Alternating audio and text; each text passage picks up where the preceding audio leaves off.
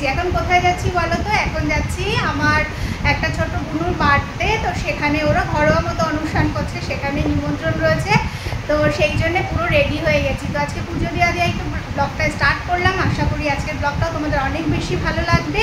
আর যে যেখান থেকে আমার এই ব্লগটা দেখছো, আশা করবো সবাই খুব ভালো আছো। ঈশ্বর সবাইকে খুব ভালো রাখুক, সবার মনের আশা পূর্ণ করুক। আমরাও ভালো আছি। এতক্ষণ আমরা বেরিয়ে যেতাম, কিন্তু ভীষণ বৃষ্টি এসেছিলো। এখন তো সেই কখনো বৃষ্টি আসছে, কখনো বৃষ্টি থেমে যাচ্ছে, এই করে করে বৃষ্টির জন্য আটকে গেছি। তো যাই হোক, এখন বৃষ্টিটা থেমেছে। আর এই দেখো, আমি এই কেকটা বেক করেছি আমার ছোট্ট বুনুর জন্যে। এই দেখো কেমন হয়েছে কেকটা।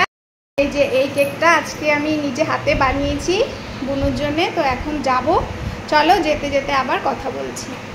এই দেখো আমরা চলে এসেছি, এসে বুনুকে বুনুর গিফট দিয়ে দিয়েছি, বার্থডে গার্লের কেক আর হচ্ছে এই যে থালা। বুনু তোমার কেমন লাগছে? ওই দেখো থালা মাথায় দিচ্ছে, ভাত খাবে নাকি জানি না, মাথায় দিচ্ছে। এই দেখো আমাদের বার্থডে গার্ল। বুনু এটা হাই করো সবাইকে, এটা হাই করে দাও, হাই করে দাও। আজকে তোমার বার্থডে না, বলো সবাই সবাই কেমন আছো জিজ্ঞাসা করো, সবাই কেমন আছো, হাই করো, হাই করো, এই যে হাই করো। ও এখন কথা বলার মুডে নেই।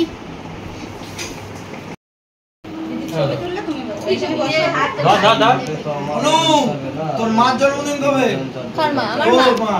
আমার মার জন্মদিন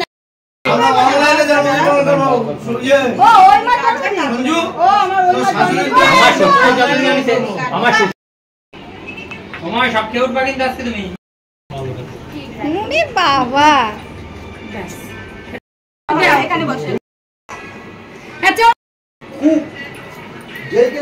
আমার দিদির মুখটা একটু নিই।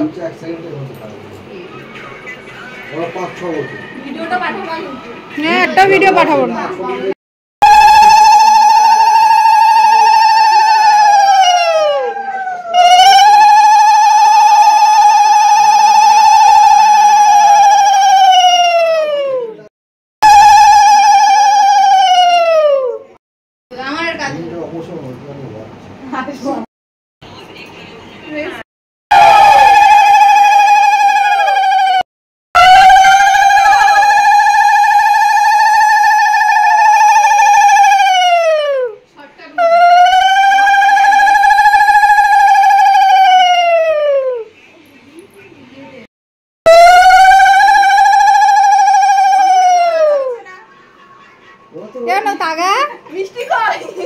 মিষ্টি খুঁজে পাচ্ছি না মামি।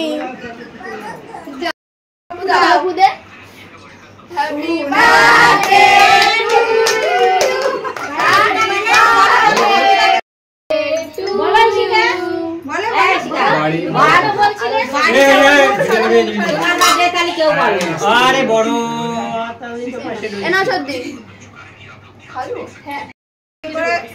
সাবধানে তো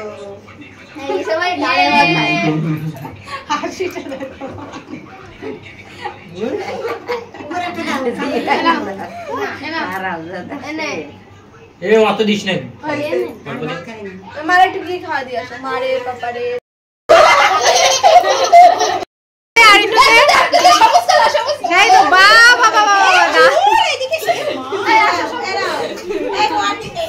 এখন কেক মাখামাখির পর্ব চলছে।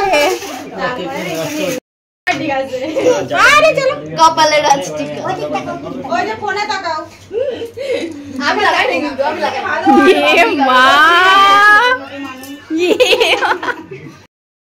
কি তুই চলাই মোল্লা মার সিরিয়াসলি বলছি। ভিডিওতে দোকানদারটা মেয়েরা দিয়ে দিল বলতো যে কিস্তি মারি দাও, সে ভিডিও অবনো রান্না কেমন হয়েছে? খাও।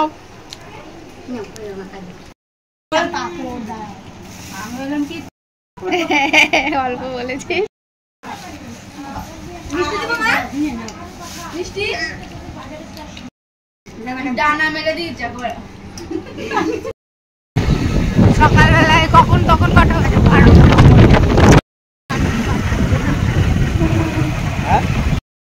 জন্মদিনের খাওয়া খেয়ে তখনই আমরা বেরিয়ে এসেছিলাম, কারণ সোনার পড়া ছিল 4টের থেকে, তো সেই জন্যে খুব তাড়াতাড়ি করে চলে এসেছিলাম। আর আমার শরীরটা তো আগে থেকেই খারাপ ছিল, যার জন্যে আমি আর থাকিনি। ওর বাবা বলছিল তুমি থাকো, পরে তোমাকে নিয়ে আসবো। তো আমি বললাম যে না আমার শরীর ভালো লাগছে না, চলো বাড়িতে গিয়ে একটু রেস্ট করব। তো বাড়িতে চলে এসেছি। আমার গলার ভয়েস শুনে বুঝতেই পারছো প্রচণ্ড ঠান্ডা লেগেছে, জ্বর জ্বর ভাব। সকালবেলা আমি একটা প্যারাসিটামল খেয়েছি, বাট আবারও শরীর ভীষণ খারাপ লাগছে। তো এসে শুয়েছিলাম, তারপর এখন একদম ভাল লাগছে না, গলাটাও খুসখুস করছে। তো ভাবলাম একটু চা বানাই।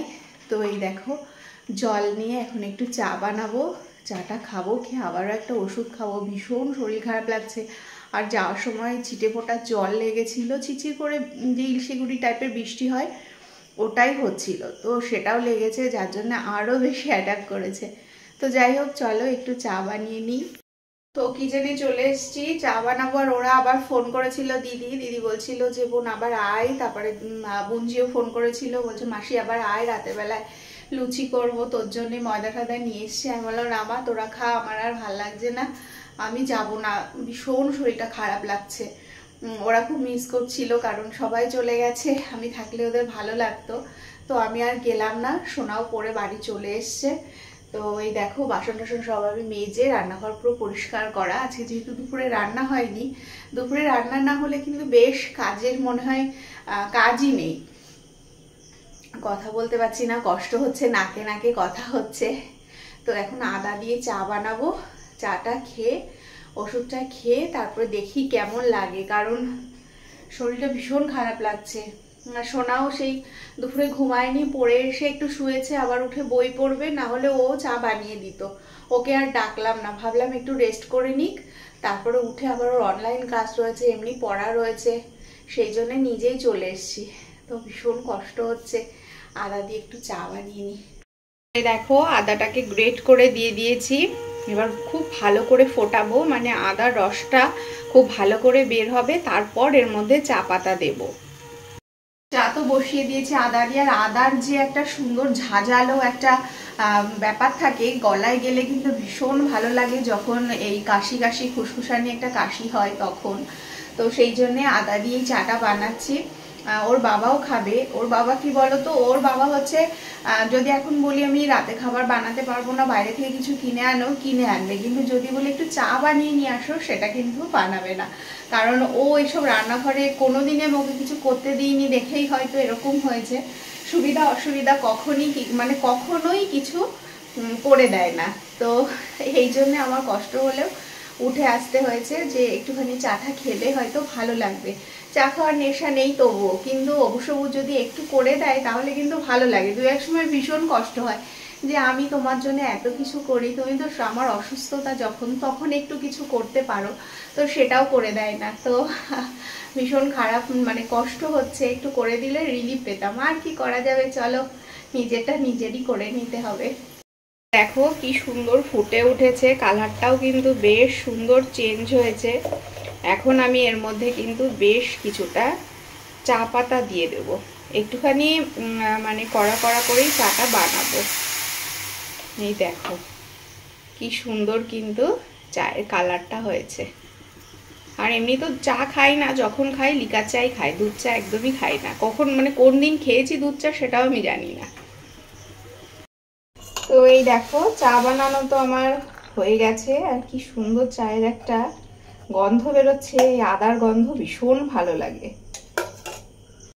তো এই দেখো 2 কাপ চা বানিয়ে নিয়েছি, এবার ঘরে বসেই খাবো। এর ভেতরে একটু বিস্কিট নিয়ে নেব, দেশি মুড়ি রয়েছে, যদি মুড়ি খায় তাহলে মুড়ি নিয়ে নেব, না হলে চা আর বিস্কিট খেয়ে নেব। তো চলো আজকের ব্লগটা এখানে এন্ড করছি। আশা করবো আজকের ব্লগটা তোমাদের অনেক বেশি ভালো লাগবে। যদি ভালো লেগে থাকে অবশ্যই তোমরা তোমাদের ফ্রেন্ডস অ্যান্ড ফ্যামিলির সাথে শেয়ার করে দিও, একটা কমেন্টসে জানিও আজকে ব্লগটা কেমন লাগলো। আর সবাই আমার বোনকে অনেক অনেক আশীর্বাদ করো। আবার নেক্সট একটা ব্লগে দেখা হচ্ছে। যারা এখন আমার ফ্যামিলি মেম্বার হওনি অবশ্যই ফ্যামিলি মেম্বার হয়ে আমার পাশে থেকো। কমেন্টস করতে কিন্তু ভুলো না, তোমাদের একটা কমেন্টস একটা লাইক আমাকে কিন্তু নতুন নতুন ব্লগ বানাতে অনেক বেশি উৎসাহিত করে। এত শরীর খারাপ নিয়েও ব্লগটা বানাচ্ছি, তার একটাই কারণ আমার ভালো লাগে ব্লগ বানাতে, সেই জন্যই কিন্তু কষ্ট হলেও ব্লগগুলো করার চেষ্টা করি। তো আজকের ব্লগটাও করলাম, অবশ্যই কমেন্টসে জানিও। নেক্সট ব্লগে আবার দেখা হচ্ছে। সবাই খুব ভালো থেকো, সাবধানে থেকো, বাই।